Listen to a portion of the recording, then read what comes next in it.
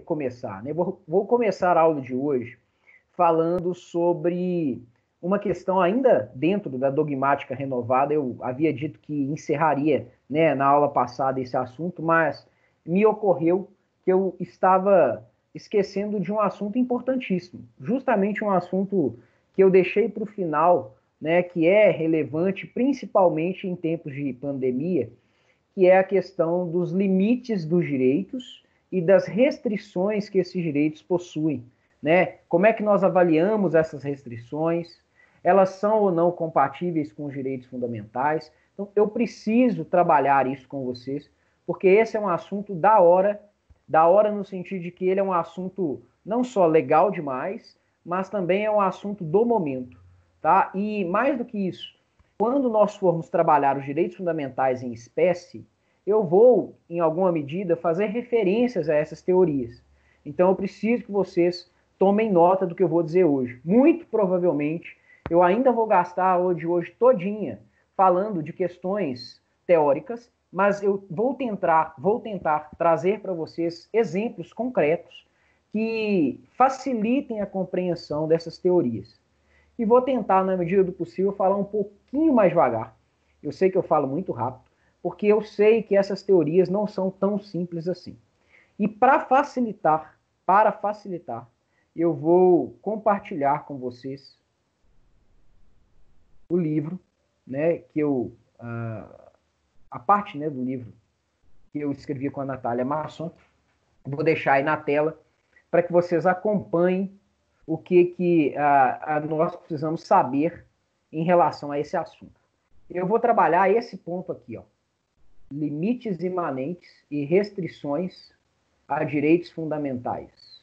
Diferenças entre a teoria interna e a teoria externa. Pessoal, a primeira coisa que vocês precisam saber é o seguinte: existe uma característica dos direitos fundamentais para a maioria da doutrina, que é a característica da limitabilidade. Segundo essa característica, os direitos fundamentais não são absolutos. Nenhum direito fundamental seria absoluto. Portanto, os direitos, eles comportariam limites ou restrições. Vou repetir. A primeira coisa que vocês precisam saber quando nós estudamos os limites ou as restrições aos direitos fundamentais é que, de acordo com a maioria da doutrina, existe uma característica intrínseca a todos os direitos fundamentais, que é a característica da limitabilidade. Segundo esta característica, os direitos fundamentais não são absolutos, eles possuem limites. Eles podem ter o seu âmbito de proteção restringido. Perfeito? Isso ficou claro? Isso é essencial para a gente poder avançar um pouco mais. A primeira coisa que eu preciso que vocês entendam é que, para a maioria da doutrina, os direitos fundamentais não são absolutos, eles são limitados, eles comportam restrições, ou eles necessariamente precisam, para que nós tenhamos a delimitação do seu conteúdo, né, levar em consideração os seus próprios limites. Direitos fundamentais têm limites. Esse é o ponto. Até aqui, alguma dúvida? Eu queria que vocês interagissem comigo, porque eu vou devagar, tá bom? Nenhuma dúvida. Joia. Agora a questão é saber como definir que tipos de limites são esses. E mais do que isso, veja, como definir se um limite ou uma restrição é válida ou não, se ela é compatível ou não com um direito fundamental. Deixa eu dar um exemplo aqui concreto para que vocês entendam qual é o aspecto prático disso que nós vamos discutir agora em teoria. Veja, quando eu determino por questões sanitárias que os estabelecimentos comerciais sejam fechados, eu estou, em alguma medida, inviabilizando, para alguns autores, o exercício, por exemplo, da livre iniciativa, em nome da proteção do direito à saúde. Esta é uma abordagem possível do problema. Outros autores dirão o seguinte: não, veja, eu não estou inviabilizando o exercício da livre iniciativa, porque nesse caso específico não há que se falar em direito à livre iniciativa. Então eu não estaria diante de uma situação de conflito de direitos e não estaria, portanto, diante de uma situação de restrição externa ao conteúdo de um direito. Seja como for, de um lado ou de outro, e nós vamos ver isso a partir de agora, né? A partir das premissas, né? Da teoria interna e da teoria externa, eu estou trabalhando com limites ou restrições, percebem? Até onde vai um direito? Qual é o âmbito de proteção desse direito? Qual é o conteúdo desse direito? O que, afinal de contas, ele protege? Que tipos de condutas restritivas são admissíveis e que tipo de condutas não são admissíveis porque violam os direitos fundamentais. Entenderam qual é o aspecto prático dessa questão aparentemente teórica que nós vamos tratar? Ficou claro para vocês? Eu posso avançar um pouco mais? Eu queria que vocês me dessem um retorno aqui. Ficou claro o que eu acabei de dizer? Sim? Coloca aí para mim um S, joia. Beleza. Mais alguém, gente? Ficou claro? Joia.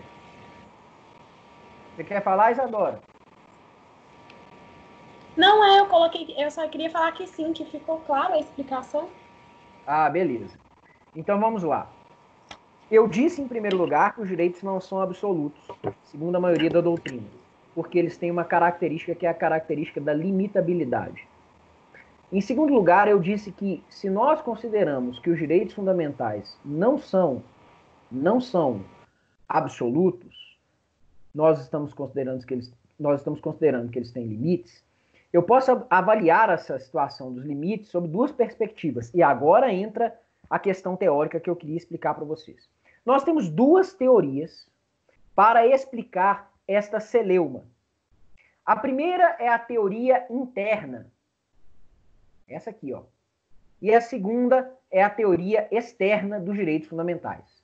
Então, todas as vezes que nós falamos em limites ou restrições, nós temos que considerar duas teorias, a teoria interna e a teoria externa. Essas duas teorias são teorias que se contrapõem, ou seja, uma vai defender uma coisa e a outra vai defender outra coisa. Elas são teorias que se contrapõem.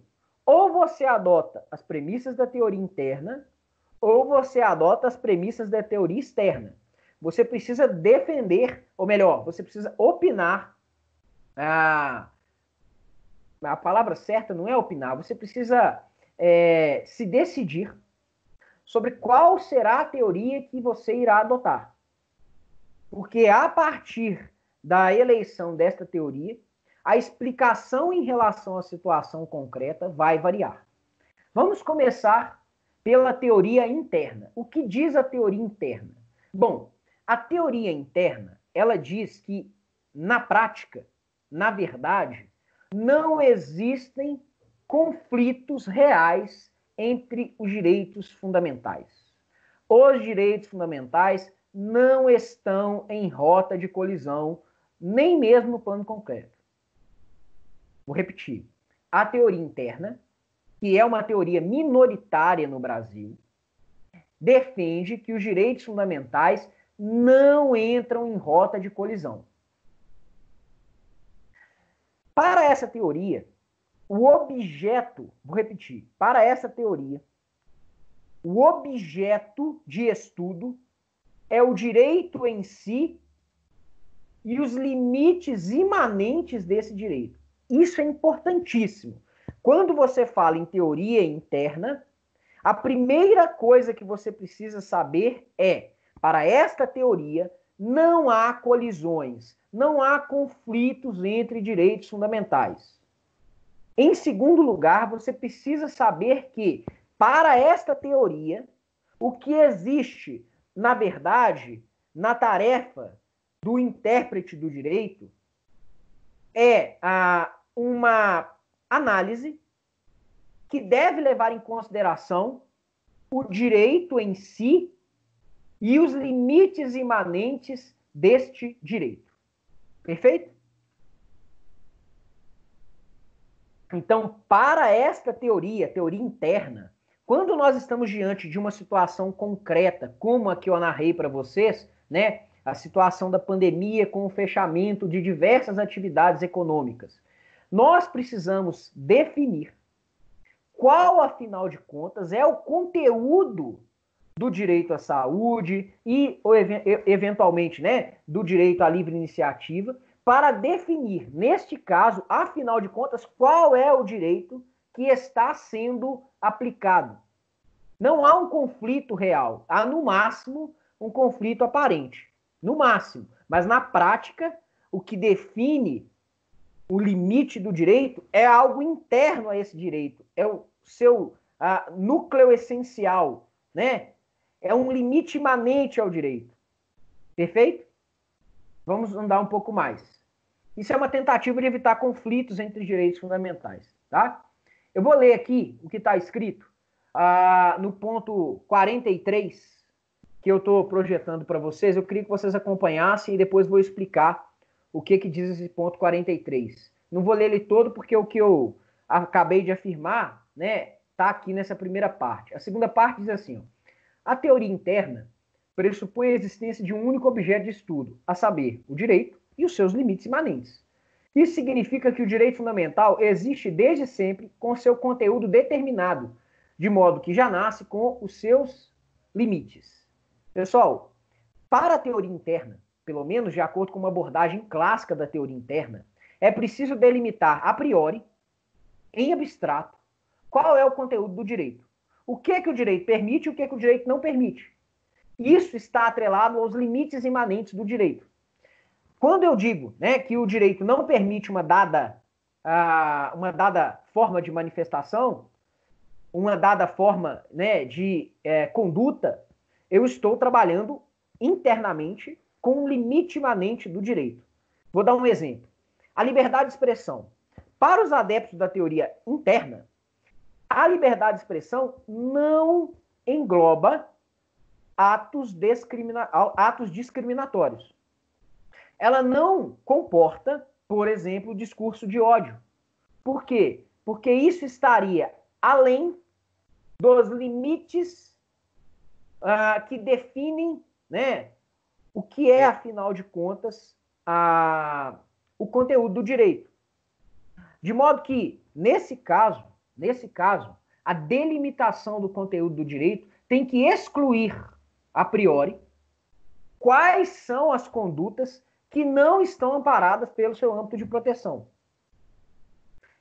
As condutas que estão amparadas, obviamente, são protegidas. Aquelas que não estão amparadas, né, estão, portanto, fora do âmbito de proteção do direito.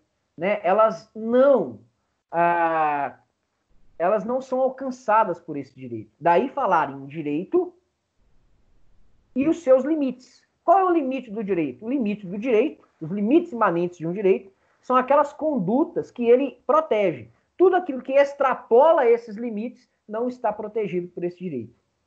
Qual é o ponto fraco desta versão da teoria interna? Tentar definir a priori qual é o conteúdo dos direitos. Existe uma série de divergências, inclusive, né, entre nós que aqui estamos, sobre qual, afinal de contas, é o limite imanente dos direitos. Há algumas pessoas que vão defender que determinados direitos têm uma extensão mais ampla que outras. Há pessoas que vão defender, por exemplo, né, que o núcleo essencial do direito ele tem que ser mais amplo para abranger mais situações, e outros vão defender que o núcleo essencial do direito tem que ser mais restrito, né? Mas ainda assim, ainda que restrito, ele tem que ser intangível. De toda forma, o meu ponto, né, dando um exemplo para vocês, é difícil dizer, por exemplo, se num contexto, né, como que nós estamos vivendo, restrições que aparentemente, né, são externas ao direito, poderiam ser concebidas como limites imanentes ao direito fundamental. Talvez não esteja tão claro assim. O que eu quero dizer? Eu quero dizer, por exemplo, é difícil definir a priori se eu posso ou não restringir a liberdade de locomoção das pessoas, por exemplo, como medida sanitária.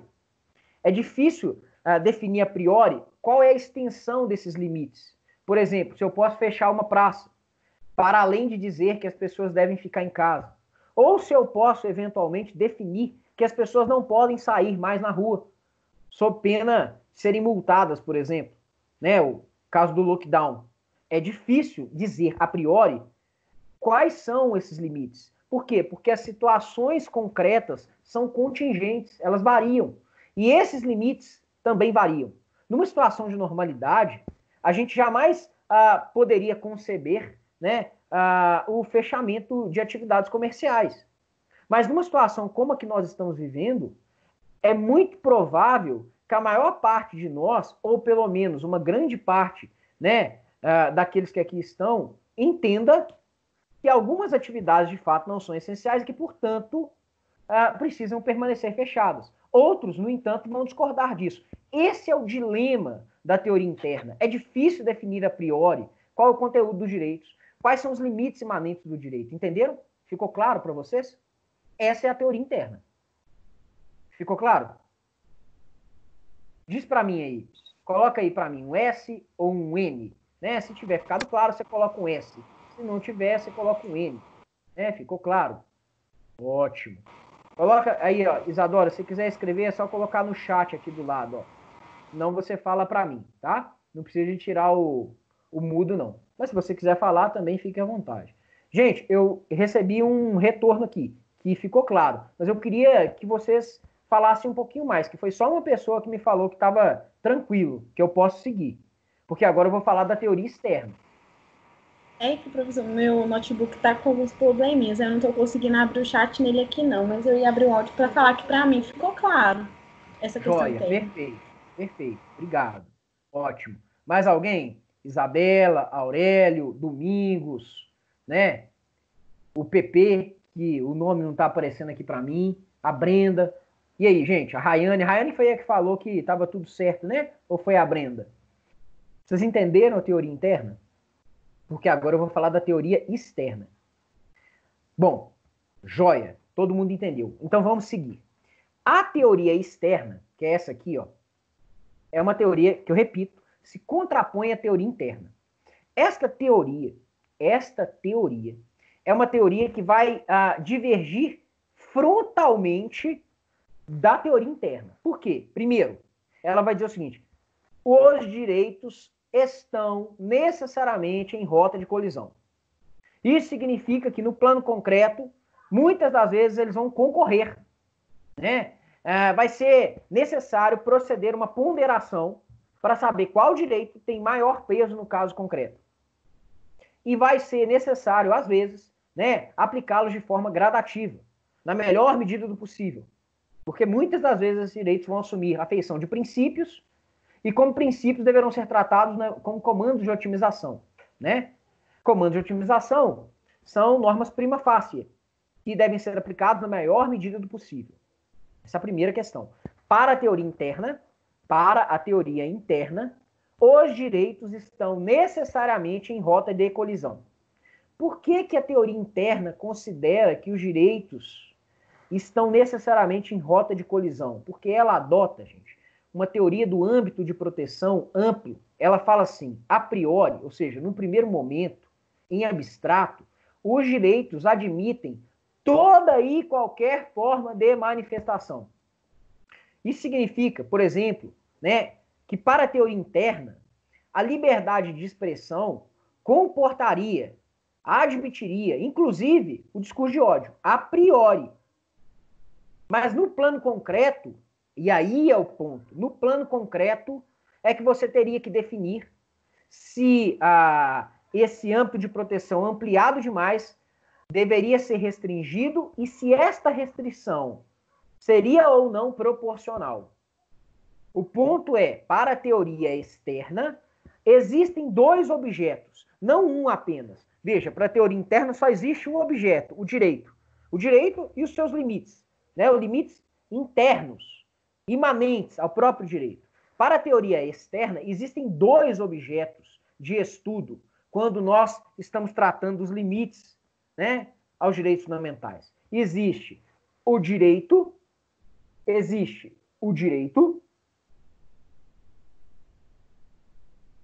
e as restrições externas. Existe o direito em si e as restrições externas a esse direito.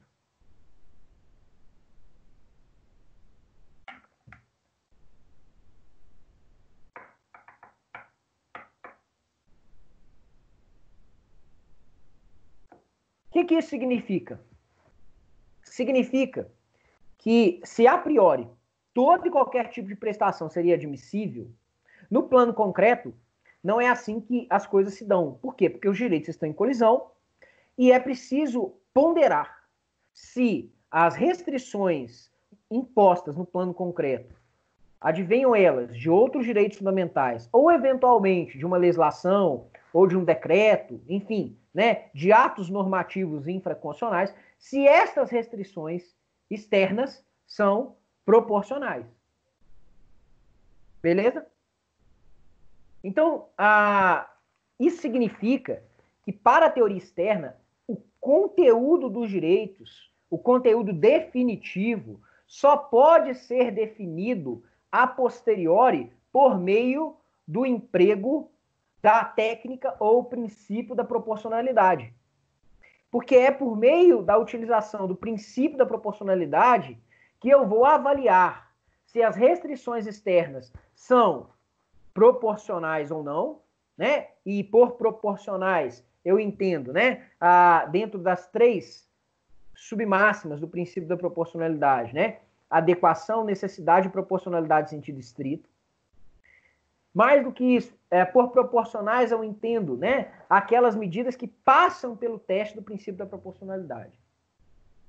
Certamente eu precisaria de uma aula inteira para explicar o funcionamento do princípio da proporcionalidade à luz da teoria externa. Não é aqui a minha intenção me aprofundar sobre isso, mas o que eu queria que vocês entendessem é que, para a teoria externa, nós estaríamos, pensa na situação de novo da pandemia, nós estaríamos diante de uma situação em que, a priori, nós temos todos os direitos, com todos os conteúdos possíveis, em rota de colisão. E a teoria externa, ela sempre elege dois direitos para avaliar, né, no caso concreto, e definir qual deles está efetivamente presente. Vamos pensar aqui entre o direito à saúde e o direito à educação. Porque, vejam, esse caso envolve, segundo a teoria externa, o âmbito de proteção do direito à saúde, que envolve medidas restritivas, que demanda medidas restritivas, e outras, né, técnicas, boas práticas, enfim, né, outras medidas, né, de comportamento. E também o direito à educação, porque, em tese, né, nós precisamos definir que tipos, afinal de contas, né, de comportamentos não seriam admissíveis e quais seriam admissíveis à luz do direito à educação. Então vamos lá, deixa eu tentar ser um pouco mais claro. Eu quero dizer com isso que, para a teoria externa, tanto o direito à saúde quanto o direito à educação estão presentes. Mas eles estão presentes não como diz a teoria interna, né, com os seus conteúdos definidos a priori e já, né, devidamente restringidos, ou melhor, limitados a ponto de não eventualmente colidirem. Para a teoria externa, isso não acontece. Para a teoria externa, você vai ter, sim, a possibilidade de colisão entre direitos fundamentais. Então, por exemplo, vamos aqui imaginar um ato normativo, por exemplo, um decreto, né, municipal, que determine o fechamento das escolas locais, em nome do direito à saúde, né, em nome da preservação do direito à saúde das pessoas para evitar um maior número de contágios durante, né, o período, né, de infectação do coronavírus, para tentar diminuir, né, as incidências de pessoas com casos graves que precisem de tratamento médico hospitalar, a fim de evitar que os hospitais não consigam atender as pessoas, porque não vão conseguir suportar a demanda. Então, eu estou tentando diminuir o número de infecções para que, a médio e longo prazo, eu consiga atender as pessoas que forem sendo infectadas. Né? Eu consiga aquela lógica, né, que está em debate hoje em dia, né, do achatamento da curva. Não é que as pessoas não vão eventualmente se infectar no presente ou no futuro. Eu estou tentando evitar, né, o colapso do sistema de saúde, não só no Brasil, mas em todos os lugares. Essa é a questão em debate. Mas o meu ponto aqui é o seguinte: aí alguém poderia me dizer o seguinte, mas professor, quando você fecha as escolas, você está restringindo o âmbito de proteção do direito à educação. Isso é legítimo? Para a teoria externa, não é possível dizer a priori se isso é legítimo. Por quê? Porque o direito à educação demanda, entre outras coisas, o direito a acesso à educação presencial, mas também o direito, né, à educação telepresencial. Aí fica aquela questão, como então saber se esta restrição decorrente do decreto é ou não proporcional, é ou não legítima? A teoria externa vai dizer, bom, nós precisamos necessariamente analisar a situação à luz do princípio da proporcionalidade. É o princípio da proporcionalidade que vai medir se as restrições externas são ou não adequadas, necessárias, e se elas se compatibilizam com os direitos fundamentais em jogo. Bom, então vamos lá. Deixa eu tentar fazer aqui, né, uma defesa da teoria externa, apesar de eu ser um crítico da teoria externa, né? Diria um adepto da teoria externa. Então, a primeira coisa que nós precisamos avaliar, deixa eu projetar outra coisa aqui para vocês.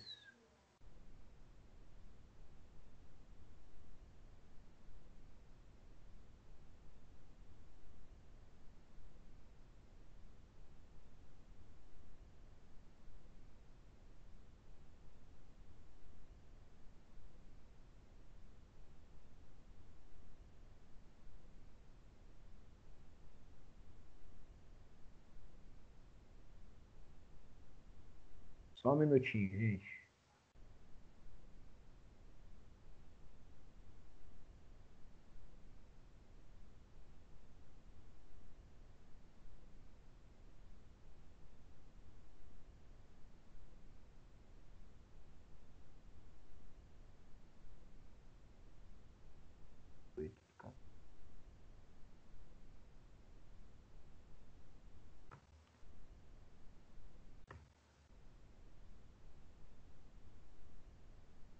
Bom, pronto, cheguei aqui, ó. Então vamos lá. De acordo com a teoria externa, os direitos necessariamente estão em rota de colisão. Então essa situação concreta que eu narrei para vocês seria uma situação de colisão entre o direito à saúde e o direito à educação. Perfeito? Ficou clara aqui a premissa? Joia? Podemos avançar? Então agora eu vou avaliar como é que a restrição do decreto deve ser, né, considerada à luz da teoria externa. Bom, girar um adepto da teoria externa. A primeira coisa que você precisa avaliar é se a medida é adequada para o fim ao qual ela se destina. Por medida adequada ao fim ao qual ela se destina, né, nós estamos avaliando a aptidão dela para alcançar o fim ao qual ela se destina. Então vamos lá. O decreto, ele restringe o acesso, né, à escola para limitar o contato entre as pessoas a fim de reduzir a quantidade de infecções, né, por coronavírus. Então, sob essa perspectiva, diria um adepto da teoria externa, ora, a medida eleita, né, por exemplo, por um prefeito, é adequada. Ela atinge o fim ao qual ela se destina. Se você responder que ela é adequada, que é a primeira fase, né, o primeiro subprincípio da proporcionalidade é a adequação, você precisa passar ao segundo ponto, né, ao segundo subprincípio, a segunda etapa de argumentação à luz do princípio da proporcionalidade, que é a explicação em relação à necessidade. Veja, quem diz, bom, não, o meio escolhido, o fechamento das escolas é adequado, precisa considerar um segundo aspecto. Veja, esse é o segundo ponto da análise do princípio da proporcionalidade. Ele precisa analisar se o meio empregado é o meio menos gravoso para atingir o fim ao qual se destina. E aí, nesse ponto, a gente tem que fazer uma análise comparativa com outros meios. E aqui a gente tem um sério dilema, né? Porque tampouco vai haver concordância entre os intérpretes acerca de quais são os meios menos gravosos. Porque há diversas considerações que você deve fazer aqui. Então, você poderia ter algumas pessoas que diriam, bom, não, o fechamento das escolas, né, com a impossibilidade das pessoas frequentarem aquele ambiente, não é o meio menos gravoso para alcançar, né, o fim destinado pelo decreto, que é evitar o contágio das pessoas. Você, eventualmente, poderia me dizer que há meios menos gravosos, né? Se você dissesse que há meios menos gravosos, você automaticamente afasta a proporcionalidade do decreto. Se você diz, no entanto, que ele é o meio menos gravoso, olha, de fato, nesse contexto, não há outra medida menos gravosa que essa. Né? Ele é adequado para atingir o fim e, em segundo lugar, ele é o meio menos gravoso. Você ainda tem que avaliar um terceiro aspecto.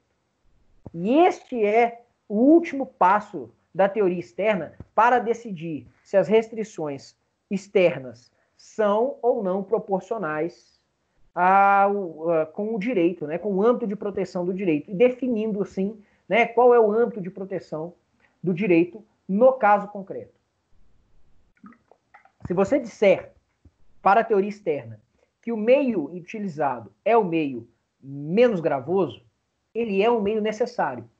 Mas isso não significa, né, que você deva parar aqui e decidir, né, que aquela restrição externa, né, ela é proporcional. Você precisa ainda ponderar os princípios que estão em jogo, os direitos que estão em jogo. No caso, eleitos por mim, né, o direito à saúde e o direito à educação. Bom, a etapa da ponderação é a última fase da proporcionalidade, também chamada de proporcionalidade em sentido estrito. Veja, você tem 3 steps, 3 passos. Adequação em primeiro lugar, necessidade em segundo lugar e ponderação em terceiro lugar. Ponderação ou proporcionalidade em sentido estrito.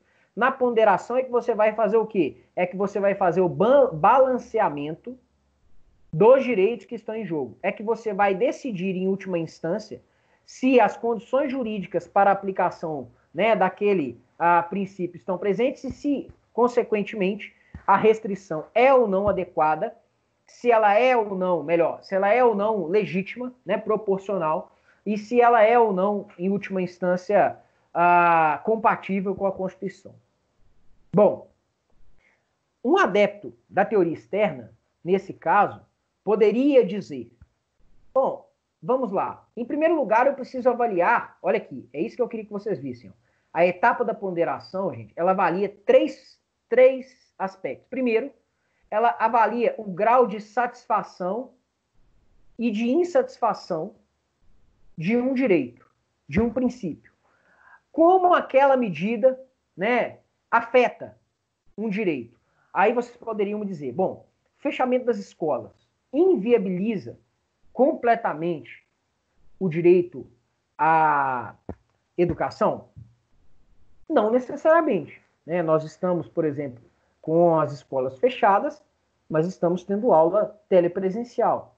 Professor, mas há lugares que não têm acesso à tecnologia, né, necessária para a aula telepresencial. Nesse caso, ela inviabiliza o exercício do direito. Isso é uma questão a se considerar. Na ponderação, isso você deve levar em conta, porque esse é um nível de afetação do direito que restringe o conteúdo do direito a quase nada. Mas ainda assim, veja, ainda assim, é preciso que você considere esse aspecto. Qual é o nível de afetação, de insatisfação de um direito em decorrência da medida restritiva? Né? O direito à educação, nesse caso, ele é restringido, ele é bastante afetado, ainda que não seja em todas as situações inviabilizado.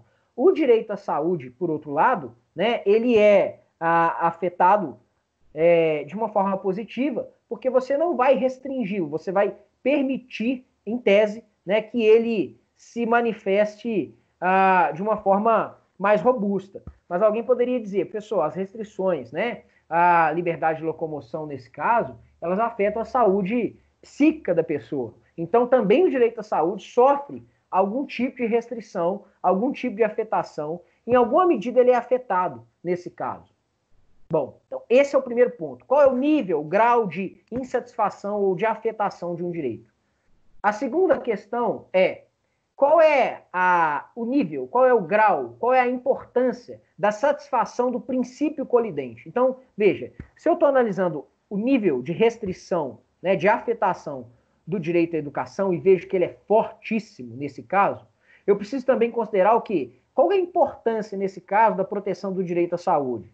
Ou o contrário, se eu estou analisando o nível de restrição do direito à saúde, né, eu preciso considerar qual é a importância, né, do princípio do direito contraposto para saber se essa restrição ela é legítima ou não. Então, veja, se eu estivesse ponderando aqui outros princípios, né, saúde e iniciativa privada, eu poderia eventualmente falar, olha, eu estou restringindo em alguma medida, né, as medidas de cuidado da saúde para proteger a livre iniciativa. Então, é bem complexo, porque na própria definição de quais são os direitos que estão envolvidos, você necessariamente precisa eleger dois. E dependendo do princípio, do direito que você eleger, você estará diante de uma situação muito difícil, que acaba por recair no mesmo problema da teoria interna, que é a questão do subjetivismo. Primeiro, qual é o nível de afetação do direito? Segundo, qual é a importância da proteção do direito contraposto? E em terceiro lugar, aqui, ó, a tentativa de aferir qual é a relevância, né, ou a maior relevância da efetivação de um princípio em detrimento do outro. E aí, nesse caso, você vai fazer uma análise de custo-benefício, né? Nesse caso, qual é mais importante? A partir dessas três etapas da ponderação, você define, naquele caso concreto, qual princípio deve prevalecer, ou qual direito deve prevalecer, a saúde ou a educação. Ou se nós estivermos aplicando os direitos de forma gradativa, né, nós não inviabilizamos por completo o direito à educação, mas estamos restringindo, né, o direito à educação em prol do direito à saúde. Então, nesse caso, nós vamos definir qual é a regra, né, ou o produto da ponderação nesse caso concreto. Então, nós vamos dizer, olha, nesse caso concreto, o direito 1 prevalece sobre o direito 2, ou o direito 2 prevalece sobre o direito 1. Esta é toda a discussão em torno da teoria externa. Complexo, né? Para a teoria externa, já concluindo a minha explicação, há dois objetos de análise, o direito e as restrições externas. O que é utilizado para avaliar se as restrições externas são legítimas ou não é o princípio da proporcionalidade. É a partir da avaliação da adequação, da necessidade, da proporcionalidade em sentido estrito que eu defino se uma restrição externa é ou não legítima, se ela é ou não compatível com a Constituição. E a partir da definição da restrição a ser proporcional ou não, é que eu defino o conteúdo definitivo do direito. Então, para os adeptos da teoria interna, o conteúdo definitivo do direito é aquele que sobra após a ponderação. Ainda que não sobre nada do direito, né? Isso será compatível com o direito se esta restrição, que inclusive, né, extingue o próprio limite essencial, né, do direito, essa restrição, se ela for proporcional, ela vai ser admitida. Perceberam? Há uma diferença entre as duas abordagens. Uma tenta entender a questão sem recorrer a esta temática da colisão. A outra pressupõe a colisão e a máxima da proporcionalidade para resolver essas colisões. É a partir disso que você define qual é o conteúdo dos direitos fundamentais. Professor, qual é a teoria que está certa? Não há uma resposta nesse sentido. Você tem uma teoria que é majoritariamente admitida no Brasil, que é a teoria externa. No Brasil e no mundo. Mas a teoria externa tem problemas, alguns dos quais eu já tentei te adiantar aqui. Professor, há outras teorias. Na verdade, há outras concepções que se aproximam da teoria interna, mas que tentam não recair no problema da teoria interna, né, que é definir a priori o conceito dos direitos. Tá certo? Eu não vou entrar nessas miúcias, mas eu queria que vocês tivessem a consciência disso. Teoria interna e teoria externa estão relacionadas com outras teorias, né? Teorias referentes ao âmbito de proteção dos direitos. Para essas, né, discussões, eu preciso considerar, por exemplo, né, as teorias referentes ao suporte normativo, né, ao suporte fático dos direitos fundamentais. Eu preciso considerar, né, a questão referente ao núcleo essencial dos direitos. Para a teoria externa, eu trabalho necessariamente com uma teoria do suporte fático amplo, que eu admito tudo a priori e depois restringo. Para a teoria interna, eu trabalho com uma teoria do suporte fático restrito, né? Eu não admito tudo a priori. Para a teoria externa, eu trabalho com uma teoria do núcleo essencial, que é a teoria do núcleo essencial relativo. E para a teoria, né, interna, eu trabalho com uma teoria do núcleo essencial, que é o núcleo essencial absoluto. Para eu explicar isso, e para que vocês entendessem completamente isso, vocês precisariam se aprofundar muito em algumas premissas que eu considero que agora não são imprescindíveis, tá? Não são, elas talvez tragam mais dúvida do que esclarecimentos. Então eu vou me contentar com a compreensão de vocês em relação a só duas teorias, a teoria interna e a teoria externa. Eu quero que vocês entendam a diferença entre uma e outra. É só isso. Eu não quero que vocês entrem nessas últimas considerações que eu fiz. Para quem tiver curiosidade, no meu livro Direito à Saúde e Teoria da Argumentação, eu trato de todas essas teorias, de todas elas, tá? E faço, inclusive, críticas a ambas as teorias, tá certo? No livro que eu escrevi com a Natália Masson, né, no nosso capítulo sobre direito constitucional, nós também tratamos, né? Tratamos, como vocês viram aqui, de uma forma bem resumida, apenas para que as pessoas tivessem noção do conteúdo da obra, tá certo? Do conteúdo da discussão, sem maiores aprofundamentos, tá?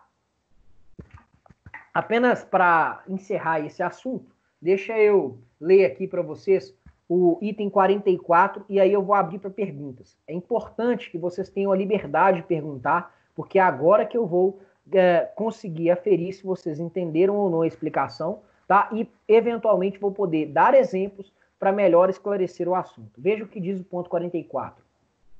Em contraponto à teoria interna, há a teoria externa dos direitos fundamentais, que enxerga uma diferença intrínseca entre os direitos em si e as suas restrições.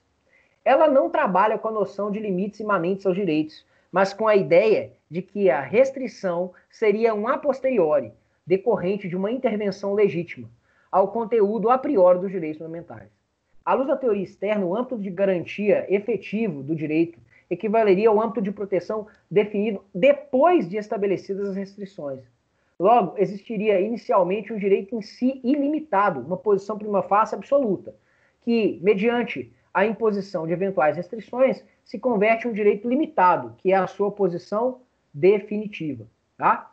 A defesa, e aí no ponto 45 aqui, ó, a defesa da colisão de direitos se liga à teoria externa dos direitos fundamentais. Posições que negam ou atenuam as colisões ao considerá-las como concorrências, conflitos aparentes, se adequam à teoria interna dos direitos fundamentais. Para a teoria interna, todo tipo de restrição nada mais é do que uma regulamentação do direito. Tá? Quando eu estou regulamentando o direito, eu estou definindo qual é o direito, né, qual é o conteúdo do direito e quais são seus limites. Para a teoria externa, não. As limitações não são regulamentações, elas são restrições externas. Elas podem ou não afetar uma prestação de forma absoluta. Ou seja, elas podem, inclusive, inviabilizar aquela prestação. Mas o que é importante que vocês saibam é, esta limitação externa, ela é avaliada à luz da proporcionalidade e é só após a análise da proporcionalidade que eu defino se há ou não direito, né, àquela prestação. Porque aí eu estou trabalhando com a dimensão definitiva do direito, né? Não com a sua dimensão prima facie. Beleza? Joia? Agora eu vou abrir para as dúvidas em relação ao que eu expliquei aqui sobre teoria externa e teoria interna. Vamos lá. Queria ouvir vocês. Ficou claro a diferença entre uma e outra? São duas abordagens, duas possibilidades de tratar de assuntos como esses que nós estamos vivendo hoje em dia. Ficou claro para vocês?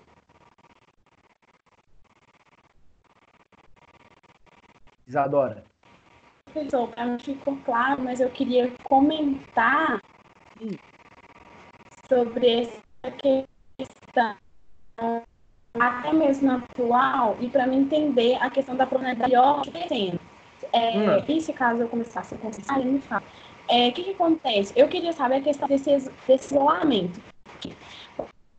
Meu pai não parou nenhum dia. Meu pai trabalha no SEASA. E aí tem um senhor de idade lá que trabalha lá no serviço dele, não na mesma loja, mas é lá do SEASA e meu pai conhece ele. E aí, esse senhor, ele fez o isolamento e aí acabou que ele pegou isso dentro mesmo de casa e ele morreu. Pegou o Covid dentro de casa e morreu. E aí eu fiquei na dúvida, porque se esse isolamento, assim, a forma que está tratando, é realmente eficaz. Porque eu peguei esse caso assim atual, né? Meu pai chegou aqui em casa comentando ontem de uma pessoa bem próxima ao meu pai. Mas eu já ouvi outros casos também. E eu vi você falando também a questão da educação, né? Que você frisou bastante isso. Porque além de ter pessoas que não têm acesso essa questão da teleeducação que a gente está tendo pela internet, isso, por exemplo, no FMG, a pessoa que não aula, que inclusive, né, ele é pessoa de baixa renda e tudo, e ele não tem internet na casa dele, e ele falou que lá os professores decidiram em não ter aula por causa disso, porque a maioria são pessoas assim de baixa renda, que não têm acesso, então assim, sai muito prejudicado. Então, assim, pegando o equilíbrio de tudo, eu não estou conseguindo assim, enxergar tanta vantagem nisso tudo que está acontecendo em questão dos direitos, sabe? Tá. Aí eu só queria mesmo comentar e frisar um pouco isso. Deixa eu tentar te responder com uma série de considerações a partir disso que você apresentou, tá bom? A pergunta é ótima. Ela, de certa forma, né, ela está tentando compreender as medidas que estão sendo adotadas, se elas são as medidas, né, menos gravosas ou, para alguns, né, se elas são compatíveis com os direitos fundamentais, né? Então, eu vou tentar te responder da forma mais séria possível. Então, a primeira coisa que você precisa entender, deixa eu só desativar seu som, porque está tendo um chiado aqui, senão talvez fique difícil para você me escutar, tá bom?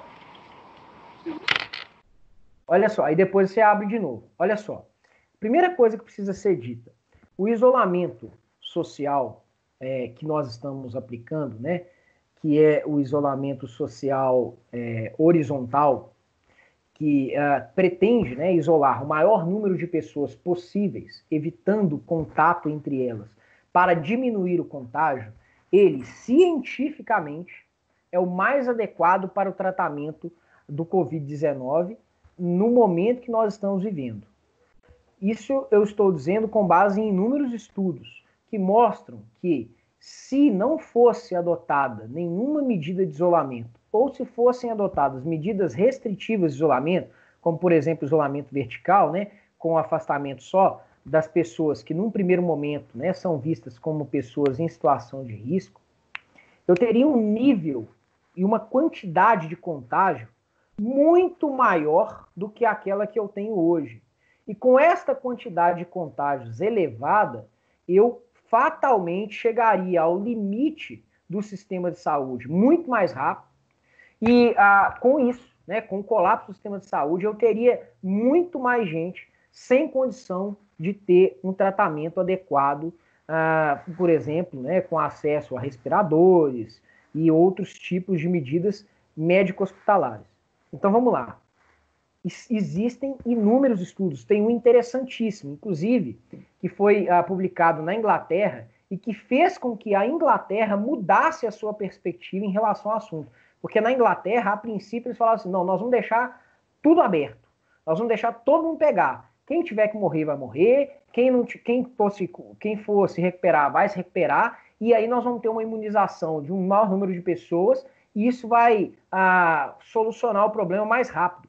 Só que teve um estudo, foi publicado lá, né? Acho que foi em Oxford, não tô certo, mas eu posso até olhar aqui que eu já escrevi um texto sobre isso, para eu te dar a resposta precisa. Qual foi a universidade, tá? Vou olhar aqui para você. Só um minutinho. Só para eu te dar uma resposta, para não ficar parecendo que eu estou utilizando uma afirmação aqui sem...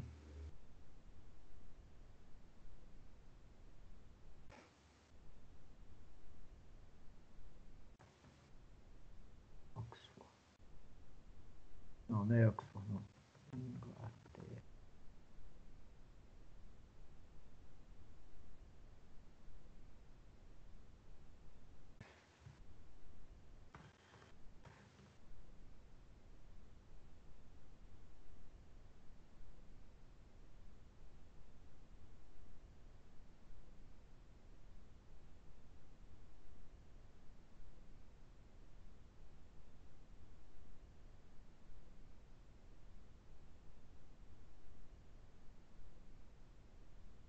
Eu publiquei um texto, estou para publicar, né?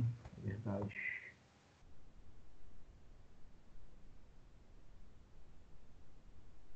Deixa eu carregar aqui que eu já te falo. Bom, então existem estudos, não só na Inglaterra, mas em diversos lugares do mundo, que mostram o seguinte, Isadora, que se não fossem adotadas nenhuma medida, né, de isolamento social, ou se fossem adotadas medidas menos restritivas, o número de contágio que nós teríamos seria muito alto e o colapso do sistema de saúde aconteceria muito mais rápido. Fora esse fato, nós vamos considerar duas coisas. Quando a gente analisa a eficácia do isolamento que nós estamos adotando. Belo Horizonte é uma das capitais que foi mais incisiva na questão do isolamento social. E o número de casos de Belo Horizonte, comparado com outras capitais, é bem baixo. Isso atesta a eficácia da medida. Mais do que isso, a gente precisa considerar que, apesar, né, do isolamento social ser uma exigência, há atividades que não podem parar. Por exemplo, seu pai trabalha no SEASA, né? O SEASA está relacionado com alimentação. O setor de alimentação é setor essencial, ele não pode parar. Minha irmã é médica, os médicos não podem parar, enfermeiros não podem parar. Então, é claro que você vai ter situações em que as pessoas vão se submeter a um risco maior que outros. Mas a tentativa aqui é evitar um colapso do sistema, evitar que haja um contato maior de pessoas e, com isso, um contágio maior. Quando você tem, numa situação como a no caso brasileiro, lugares onde, apesar, né, das medidas de distanciamento social terem sido decretadas, as pessoas não respeitam essas medidas restritivas, você ainda tem um agravante, né? Uma baixa adesão à restrição acaba por ocasionar o quê? Um aumento do número de infecções, porque quanto maior a interação entre as pessoas, maior é o risco de contágio. E com isso, os casos começam a se elevar. Um detalhe, se você analisar o gráfico que nós temos de situações, né, de infecção e morte por Covid, você vai ver que a gente vinha bem até o momento em que as medidas começaram a sofrer algum tipo de questionamento, entre outros aspectos, por conta da crise política que nós vivemos. E a partir do momento em que a gente mudou o ministro da Saúde, por exemplo, a gente teve um boom dos casos. E olhe e considere que nós temos uma subnotificação comprovada. Há quem diga, que a gente tem em torno de 15 vezes menos casos notificados do que os estudos do que Imperial College of Londres. Era do Imperial College of Londres. Não sei se você chegou a ver aqui, tá? O nome da instituição de ensino que publicou o primeiro estudo na Inglaterra e que fez com que os ingleses mudassem a posição deles, né, passando a adotar o isolamento social horizontal ao invés, né, daquela ideia, né, de infecção do rebanho. Então, tentando ser o mais objetivo possível agora. Existem evidências científicas de que, de fato, o isolamento social é a medida mais eficaz, não para evitar um contágio total, não é isso. Não é que nós vamos ter contágio zero. Nós vamos continuar tendo contágio, mas o número de infecções vai ser menor. E o número de infecções vai ser de uma quantidade tal que os sistemas de saúde vão conseguir atender. O sistema público e o sistema privado. Se nós não adotássemos nenhuma medida, estudos confirmam. Né? Para você ter ideia, esse estudo do Imperial College da Inglaterra, ele estimou 500 mil mortes na Inglaterra. É isso mesmo? Deixa eu ver aqui. Só para não... Eu já escrevi há algum tempo. Eu não tô lembrando dos... Acho que foi isso mesmo. 500 mil.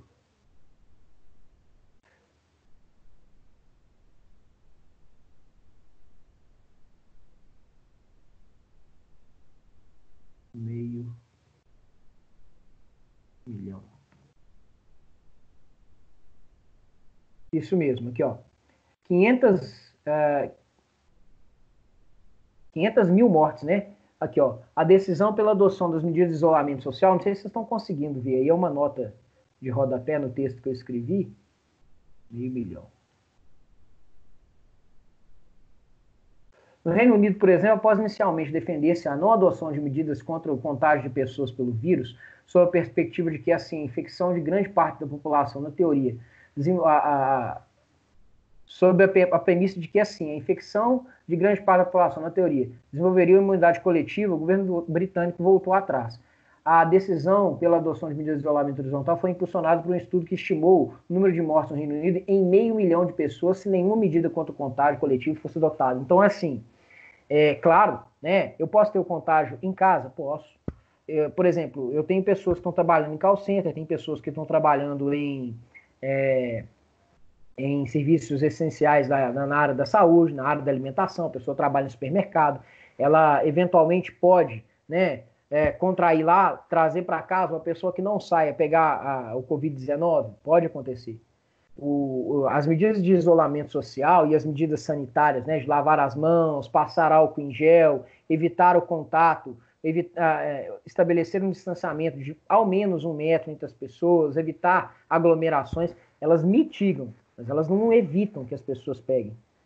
Mortes vão acontecer? Vão, mas a ideia aqui é preservar os sistemas de saúde para que as pessoas não morram por não ter acesso à saúde. Isso já está acontecendo em alguns lugares, né? Uma questão muito importante que nós vamos considerar. A gente já tem um número de mortes consideravelmente alto, mas é consideravelmente alto. Né? Até onde eu tinha visto, hoje a gente já tinha mais de 13 mil mortes. 13 mil mortes. Isso sem considerar a subnotificação. Porque se a gente considerar, né, que a gente testa pouco, então o número de infecções é maior e o número de óbitos provavelmente também aumente, a gente tem mais infecção e mais óbito. Então isso é muito grave. Né? Sobre a pergunta que você me fez em relação à educação à distância, é um problema, principalmente para as comunidades carentes. Principalmente se você considerar que há lugares onde as pessoas sequer têm acesso à internet. Se você pensar na UFMG, né, a nossa realidade ainda é um pouco melhor do que se você pensar na situação das pessoas que estão, por exemplo, no sertão da Paraíba. Então, assim, o que a gente precisa considerar, e esse é um ponto relevante, se nós, nesse momento, adotarmos essas medidas e essas medidas conseguirem diminuir o número de infecções sem impactar diretamente, né, gerando colapso no nosso sistema de saúde, a gente vai voltar à normalidade, até vir uma vacina ou um remédio, né, com um pouco mais de tranquilidade, com mais velocidade. Se a gente não adotar, ou se a gente continuar fazendo o que está acontecendo no Brasil, né, adotar as medidas pela metade, sem levar a sério algumas questões, né, a gente muito provavelmente vai prolongar o problema. O maior problema, no meu modo de entender, no Brasil, é que as medidas sanitárias não estão sendo levadas a sério. Veja bem, em Belo Horizonte, né, que é uma capital com menos contágio, não é que não tenha, mas menos contágio, por exemplo, comparado a São Paulo, comparado ao Rio de Janeiro, foi determinado que as pessoas não saíssem na rua sem máscara. Quem, obviamente, tem que sair, às vezes a gente precisa sair para fazer uma compra, por exemplo, ontem a gente foi aqui em casa vacinar contra a gripe, né, nós tivemos que sair. Você vê muitas e muitas pessoas sem máscara, mas é muita gente.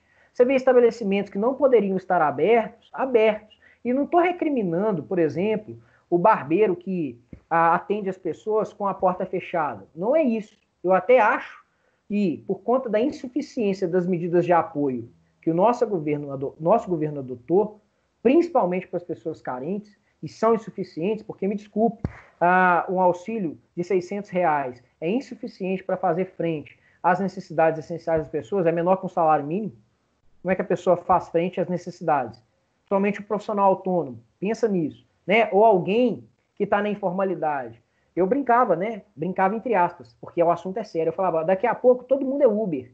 E agora, gente? Na informalidade, se você pega, né? Você tem medidas provisórias que trabalham as pessoas, que protegem as pessoas que estão na informalidade. O governo está custeando 70% do salário, o empregador 30%. Agora, se o sujeito está na informalidade, ele não tem acesso a essa garantia, né? Você tem possibilidade de redução da hora de trabalho, você tem possibilidade de teletrabalho, tem inúmeras possibilidades. Agora, se você está na informalidade, você não tem nada. Então, assim, te respondendo especificamente em relação à educação, é uma situação complicada, mas que, no meu modo de ver, demandaria, né, a suspensão das aulas naqueles lugares que as pessoas não tenham acesso à internet, ao ensino telepresencial, né, o ensino à distância, com a retomada, né, posterior, inclusive, né, com supressão de feriados, férias, para que as pessoas pudessem ter, em alguma medida, né, esse tempo recuperado. Para isso, uma discussão irrelevante, né, que eu estou vendo o ministro da Educação relevar, a gente precisa considerar, sim, nesse ano, né, suspender o Enem. A gente não pode achar que está tudo bem, está todo mundo em patamar de igualdade, porque não está. Eu não estou dizendo que essas decisões não sejam trágicas, você está percebendo? O que eu estou querendo dizer é, as medidas cientificamente comprovadas que melhor atendem à situação que nós estamos vivendo e que estão sendo adotadas não só no Brasil, mas na maioria dos estados do mundo, são essas. A gente precisa, por conta da polarização, né, política que nós vivemos, a gente politizou um assunto que precisa ser encarado com mais seriedade. Aqui, né, e nos Estados Unidos, que é um campeão de casos e um campeão de mortes, inclusive evidenciando os problemas do sistema de saúde norte-americano, sobre os quais eu já falava, né? Eu falava antes, porque eu estudei sobre isso, né? Escrevi um livro sobre isso, 2, na verdade, estou atualizando um deles. Então, a polarização, ela tem dificultado as pessoas a compreender porquê de algumas medidas, né? A polarização tem dificultado, inclusive, a adoção de medidas para auxiliar as pessoas. E aí, fechando, né, que eu já me alonguei demais. E as pessoas que não podem sair? E as pessoas que não podem, né, não podem deixar de ir trabalhar, né, que prestam serviços essenciais, que continuam normalmente, né, expostas a riscos. Com essas pessoas deveriam receber, por parte dos seus empregadores, por parte do Estado, por parte, inclusive, das outras pessoas, né, os co-cidadãos, o maior tratamento, né, vamos falar assim, o maior tratamento de expressão de solidariedade possível.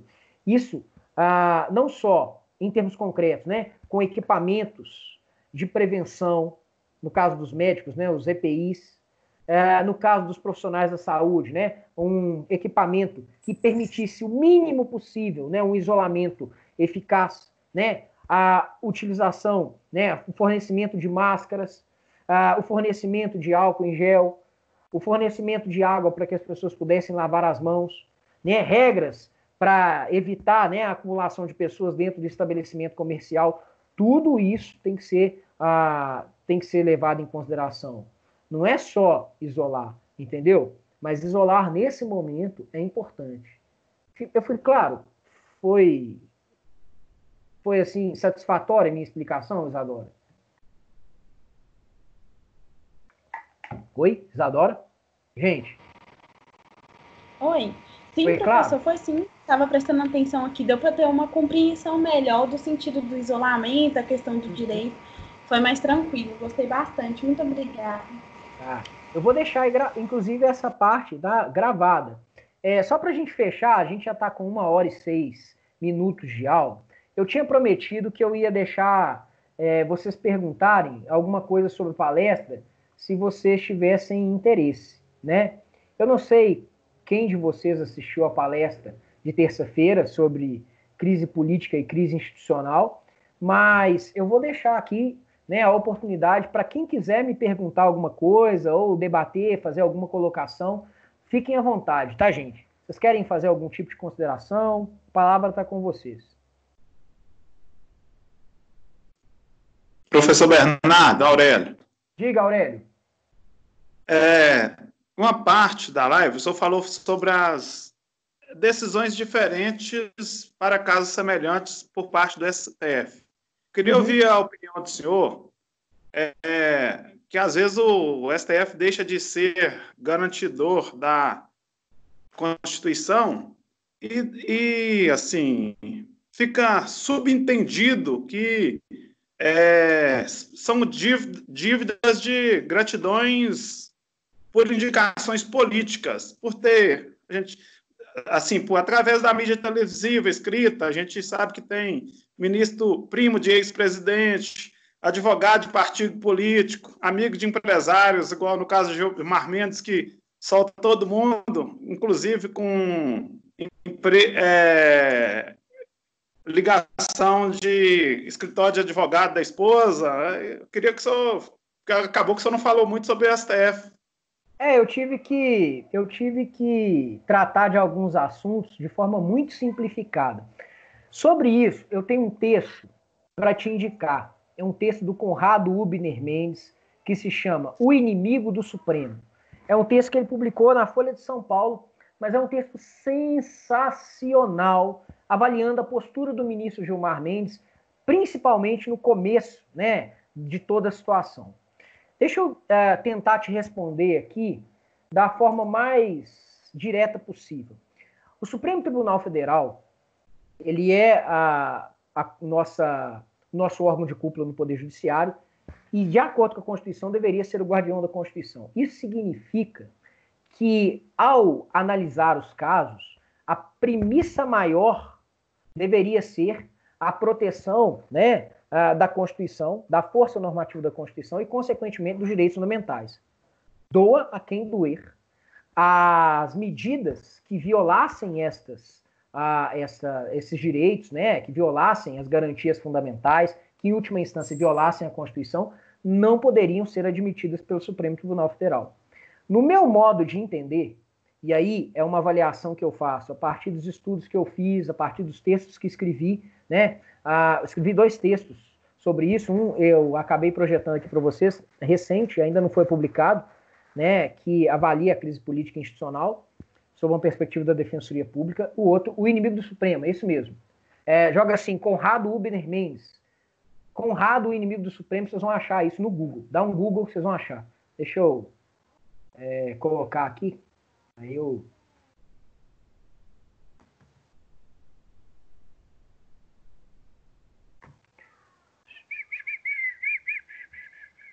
Aqui, ó.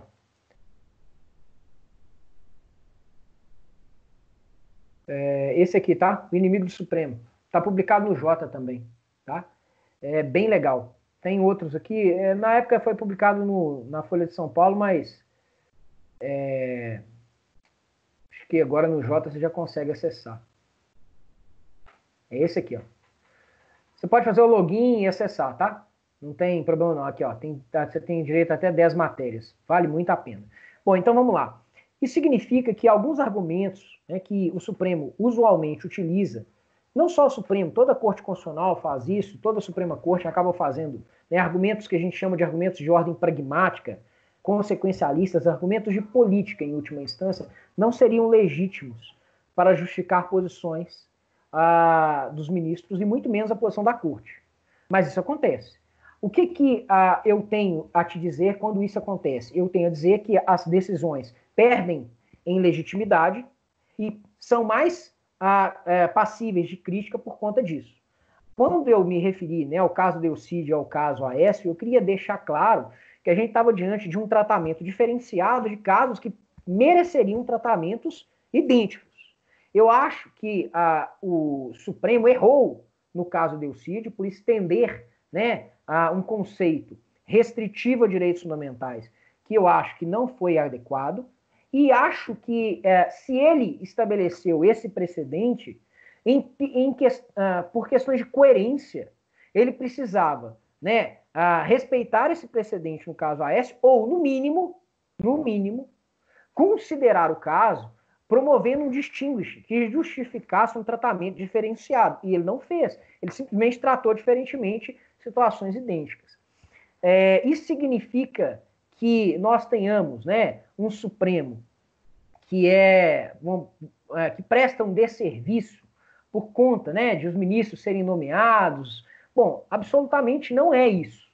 Porque se nós analisarmos, né, o modelo que nós utilizamos para o nosso desenho, foi o modelo norte-americano. Nos Estados Unidos, os ministros também são eleitos pelo presidente da República. Inclusive, não sei se vocês sabem, mas o Obama, ele teve a oportunidade, né, de nomear um justice, que é um ministro, né, da Suprema Corte norte-americana, no final do seu mandato. Nunca tinha acontecido de o Congresso barrar, né, uma nomeação, e ele barrou. O Congresso barrou exatamente para que a nomeação fosse feita pelo novo presidente, que seria, né, necessariamente um republicano, ao que tudo indicava, e com isso a corte tivesse um perfil mais afeito ao partido, né, que era majoritário no Senado, em detrimento do partido de oposição. Veja, olha só como é que a nomeação influencia na feição da corte. O que é uma característica no Brasil e que difere, né, o Brasil das outras cortes constitucionais, das outras Supremas Cortes, o Conrado Ubner Mendes é muito, muito bom nisso, é que aqui os juízes da Suprema Corte decidem monocraticamente assuntos que necessariamente deveriam ser submetidos a plenário, e o fazem de forma estratégica. Às vezes, né, tomam uma decisão e engavetam o caso, impedindo que o caso seja submetido à deliberação do plenário. Com isso, um ministro, não 11, um ministro acaba definindo uma série de condutas de forma, no meu modo de ver, inadequada, né? Porque se é um tribunal, a decisão tem que ser colegiada, né? Ela excepcionalmente pode ser monocrática, mas é excepcionalmente. Outra coisa, eu acho que o Supremo errou, não só o Supremo, se você analisar o STJ também errou muito, mas errou muito na medida em que começou a decidir as questões com base em clamor popular. À época, parecia interessante, né, que o Supremo deixasse correr solto. Literalmente é essa a expressão. Aquilo que estava acontecendo, por exemplo, na Operação Lava Jato. Mais uma vez, não sou contra a operação. Não se trata disso. Eu sou contra o modus operandi, a forma como a coisa foi conduzida. Isso é um problema. Porque a forma como a coisa foi conduzida deu poder demais para agentes públicos que começaram por meio da sua atuação, gerar uma crise institucional que se aprofundou com o tempo. E depois, quando a coisa chegou num nível já inadmissível, o Supremo teve que começar dar, né, passos para trás, e quando ele deu passos para trás, ele deu margem a esse tipo de questionamento. Ah, pô, agora, Gilmar, agora não pode condução coercitiva, né? Agora que está chegando perto dos seus. Mas antes podia? Por que antes podia e agora não pode? Esse tipo de questionamento é importante. Mas ele é importante na medida em que nós percebamos que não é porque a Suprema Corte erra, e ela sempre está sujeita a errar, que nós precisemos, por exemplo, defender, né, o fim da Suprema Corte. Não há democracia sem Suprema Corte, ou Corte Constitucional. Não há. O que nós precisamos é, a partir da crítica pública, lutar pela qualificação e pela maior coerência das decisões do Supremo. E eu não tenho dúvida, tá? Diante da sua pergunta, Aurélio, eu não tenho dúvida de que nós vivemos uma crise institucional com ataques, inclusive ao Supremo, muito em decorrência da postura do Supremo. Porque o Supremo deveria ter sido mais proativo na defesa dos direitos e garantias fundamentais para que o produto daquela operação, né, que se desenvolveu e que se tornou notória no país, pudesse ser mais, vamos falar assim, pudesse receber mais credibilidade e menos crítica. Porque, por exemplo, vou pegar um jurista seríssimo, que é o Aury Lopes Júnior, um processualista penal dos melhores. Todas as críticas que o Aury Lopes e outro, o Alexandre de Moraes da Rosa, que é um juiz lá em Santa Catarina, todas as críticas que eles fazem à Operação Lava Jato, com a violação, né, da ampla defesa, do contraditório, da presunção de inocência, todas elas são super adequadas. Se eu tivesse respeitado o devido processo legal, alguns vão dizer, eu teria condenado menos gente. Mas as condenações que eu obteria seriam muito mais legítimas do que as condenações que eu tive. Eu abro margem para questionamentos em relação aos vereditos, porque eu admiti procedimentos que, à luz da Constituição, não são admissíveis. E aí a gente tem que lembrar, né, que a Constituição serve para isso. Né? A Constituição estabelece limites ao exercício do poder, inclusive poder jurisdicional. Então, a sua pergunta é muito boa. Né? Não é o Gilmar, não é o Marco Aurélio, não é o Alexandre de Moraes, não é o Lewandowski, porque não é o ministro Edson Fachin, né? A disposição da corte ela pode melhorar ou piorar, né? Isso é evidente. A questão é, nós precisamos, no meu modo de entender, como juristas, estar atentos ao nível de coerência dos precedentes da corte. E nesse aspecto o Supremo está devendo, mas está devendo muito. E não é só o Supremo. O STJ, veja, o STJ, para terminar a minha explicação, o STJ é um tribunal que, em tese, deveria pacificar a jurisprudência em relação à interpretação de leis infraconstitucionais. O STJ não se entende. Uma turma decide uma coisa, uma turma decide a outra. Aí a sessão pacifica a questão. No outro dia, a turma decide de outro jeito. Quer dizer, é difícil. A gente precisa desenvolver uma cultura de precedentes no país. E mais do que isso, a gente precisa ter a preocupação com a integridade das decisões. É isso que falta, no meu modo de entender. Fui claro? Ficou claro? Sim, claro. Sim, claro. Mais alguma, gente? Para a gente encerrar aqui, porque daqui a pouco eu tenho que dar outra aula. Mais alguma pergunta? Se quiser fazer outra, Aurélio, fica à vontade aí. Ok. Tá certo? Acho que não tem mais não, né, gente? Joia, então, na próxima a gente continua, se Deus quiser, vai dar para a gente abrir para perguntas e vai estar mais fresco na memória. Gente, gravem essa Bernardo, aula. Oi. Já que você me deu a liberdade de fazer mais uma pergunta, é porque fala, pelo que o pouco que eu entendo, que eu estou começando direito nesse período, embora eu já tinha feito uma graduação em administração, que é muito criticada a posição do STF no inquérito das fake news, que além do presidente do STF ter designado investigações, ele ainda direcionou quem que acho que presidir o inquérito, que é o Alexandre de Moraes. Qual que é o seu posicionamento sobre isso? Tá, vamos lá. Se você analisar como é que funcionam as investigações penais no Supremo Tribunal Federal, você vai ver que lá a coisa é bem diferente mesmo, tá? Porque o presidente do Supremo, no caso, né, quando a gente tem a definição de quem é o relator da causa, ele tem essa prerrogativa, tá? De definir quais serão as medidas a serem desenvolvidas e se elas, né, devem ser realizadas ou não, tá? Ele realmente funciona como um controlador ali das medidas que serão adotadas durante o inquérito. Em relação à definição de quem deve ser o condutor, né, das investigações, isso é extremamente polêmico, cara. Eu realmente preciso refletir um pouco mais sobre isso. Por quê? Porque se de um lado a gente tem, né, uma ingerência excessiva do Supremo Tribunal Federal sobre as investigações, o que em tese até acaba por romper, né, com o modelo do princípio acusatório, juiz julga, juiz não investiga, né? Por outro lado, e esse é o ponto, né, a gente também tem, em relação a essa causa específica, denúncias graves no sentido de que há uma tentativa, né, de interferir nas investigações desse caso, inclusive, né, denúncias essas que envolvem a presidência da República.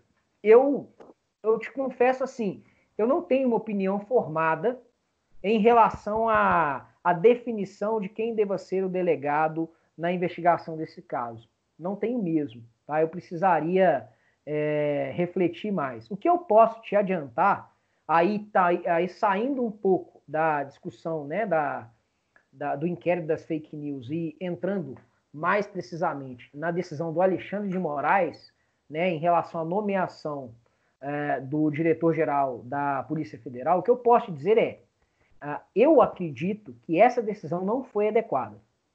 Por que eu acho que essa decisão não foi adequada? Por uma razão muito simples. Porque o ato de escolha de ministros de Estado, né, e de integrantes de cargos de confiança são prerrogativa daquele que nomeia, no caso específico aí, o presidente da República.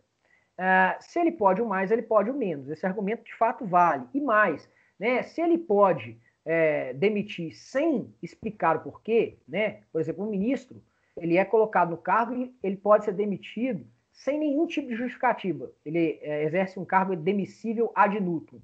Como é que você fala em desvio de finalidade? Nem os motivos você precisa apresentar.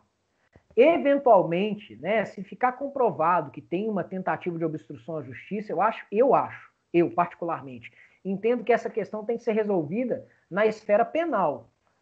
Como? Por meio, né, da admissão da denúncia pela Câmara dos Deputados e avaliação, né, do julgamento do mérito pelo Supremo Tribunal Federal. Inclusive para permitir um diálogo interinstitucional entre os poderes.